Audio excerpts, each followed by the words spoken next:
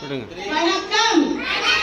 நமது பாரதம் வாழும் நமது திருநாடு, பாரினிலே திருநாடு. மதங்கள் மொழிகள் பல உண்டு, மக்கள் தொகையும் பல உண்டு. மதங்கள் மொழிகள் பல உண்டு, மக்கள் தொகையும் பல உண்டு. ஒற்றுமையோடு செயல்படுவோம், ஒன்றாய் கலந்து மகிழ்ந்திடுவோம். பாறையை போற்றிய வாழ்ந்திடுவோம், நான்கு திசையும்